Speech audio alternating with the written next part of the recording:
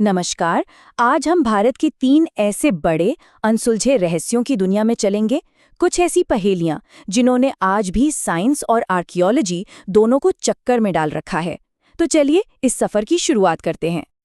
कहा जाता है कि भारत में 3 ऐसे रहस्य हैं जिनका जवाब आज तक न विज्ञान दे पाया है और न ही आर्कियोलॉजी। और इन रहस्यों के पीछे छिपी है सदियों की खामोशी, एक ऐसी चुप्पी जो इन्हें और भी गहरा और भी रहस्यमयी बना देती है। तो हमारी पहली केस फाइल वो हमें ले चलती है सीधे हिमालय की बर्फीली ऊंचाइयों पर, एक बहुत ही रहस्यमयी जगह जिसका नाम है रूपकुंड। जी हाँ, वही जगह जिसे कंकालों की झील के नाम से भी जाना जाता है। देखिए, ये कोई आम झील बिल्कुल नहीं है। ये भरी हुई है लगभग 800 इंसानी कंकालों से। और ये कंकाल कोई 100-200 साल पुराने नहीं, बल्कि हजारों साल पुराने हैं। जरा सोचिए, इतनी दुर्गम ऊंचाई पर इतने सारे कंकाल, आखिर कैसे? तो सबसे बड़ा सवाल यही उठता है, आखिर हिमालय में 16,000 फीट की ऊंचाई पर यह झील पुराने कंकालों से क्यों भरी पड़ी है? कौन थे ये लोग? और सबसे जरूरी सवाल, उनके साथ हुआ क्या था?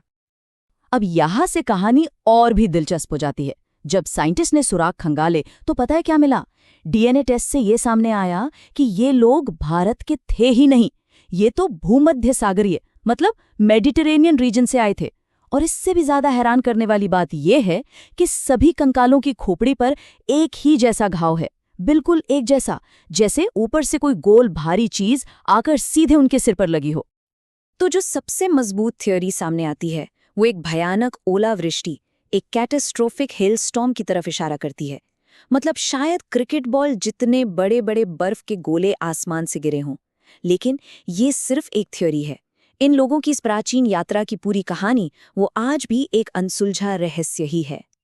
चलिए अब रूपकुंड के बर्फीले रहस्य से आगे बढ़ते हैं और अपनी दूसरी केस फाइल खोलते हैं। ये एक ज्योग्राफिकल मिस्ट्री है, एक ऐसी नदी की कहानी जो थी पर अब नहीं है। नाम है सरस्वती, द लॉस्ट रिवर। हमारे पुराने वैदिक ग्रंथों को देखें तो सरस्वती नदी को 7 नदियों की माँ कहा गया है। मतलब एक बहुत विशाल, एक शक्तिशाली नदी। लेकिन आज की हकीकत क्या है? आज ये नदी जमीन की सतह से पूरी तरह गायब हो चुकी है। लेकिन मॉडर्न टेक्नोलॉजी ने इस पहेली को सुलझाने में हमारी काफी मदद की है। जब सैटेलाइट से देखा गया तो राजस्थान और हरियाणा की जमीन के नीचे एक बहुत बड़ा सूखा हुआ नदी का रास्ता मिला, करीब 4,000 साल पुराना। और कमाल की बात यह है कि आज भी उस पुराने रास्ते पर जमीन के नीचे पानी के भंडार मौजूद हैं। ये एक पक्का सबूत है कि हाँ, कभी यहाँ एक बहुत बड़ी नदी बहती थी। तो अब सवाल ये उठता है कि इतनी बड़ी, इतनी विशाल नदी आखिर पूरी तरह से गायब कैसे हो गई? ऐसी कौन सी ताकत हो सकती है जो एक पूरी नदी को ही मिटा दे? इस पर साइंटिस्ट की कुछ थ्योरीज हैं। कुछ का मानना है कि शायद बहुत बड़े भूकंप आए होंगे जिन्होंने नदियों का पूरा रास्ता ही बदल दिया, या फिर ये पुराने समय में हुए किसी बहुत बड़े क्लाइमेट चेंज का असर था। असली वजह क्या थी, इस पर आज भी बहस चलती रहती है। और अब हमारी तीसरी और आखिरी केस फाइल। ये एक ऐसे अजूबे के बारे में है जो कोई खोई हुई चीज नहीं है, बल्कि आज भी हमारी आंखों के ठीक सामने खड़ा है। प्राचीन इंजीनियरिंग का एक जीता जागता चमत्कार।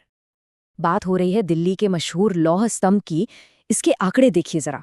उम्र करीब 1600 साल, ऊंचाई 7 मीटर, वजन 6 टन। पर जो बात इसे सबसे ज्यादा खास बनाती है वो ये है कि ये आज भी लगभग पूरी तरह से जंग फ्री है, इसमें जंग नहीं लगता। और यही वो सवाल है जिसने न जाने कितनी पीढ़ियों से साइंटिस्ट्स और हिस्टोरियंस के दिमाग को उलझा रखा है। आखिर लोहे का एक खंभा 1600 सालों से खुली हवा, बारिश, धूप सब झेल रहा है और उसे जंग तक नहीं लगा, ये कैसे मुमकिन है? इसका जवाब छिपा है एक बहुत ही पतली प्रोटेक्टिव लेयर में जिसका नाम है मिसावाइट। आसान भाषा में कहें तो ये आयरन हाइड्रोजन फॉस्फेट हाइड्रेट की एक परत है। ये परत इसके ऊपर नेचुरली बन गई और इसने एक कवच का काम किया जिसने जंग लगने की पूरी प्रोसेस को ही रोक दिया। ये कोई छोटी मोटी बात नहीं है। ये जो एडवांस्ड रिफाइनिंग टेक्निक थी, ये एक प्राचीन भारतीय मेटलर्जी की एक बहुत बड़ी जीत थी। सोचिए, एक ऐसी तकनीक जिसे आज की मॉडर्न साइंस भी पूरी तरह से कॉपी नहीं कर पाई है।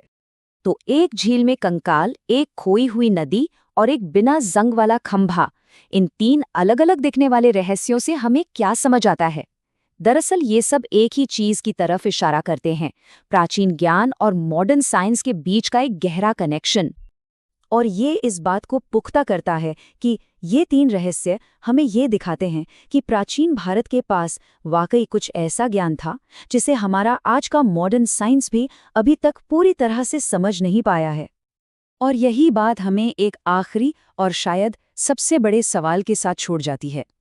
प्राचीन ज्ञान के ऐसे और कितने ही रहस्य होंगे जो बस सही समय का और फिर से खोजे जाने का इंतजार कर रहे हैं?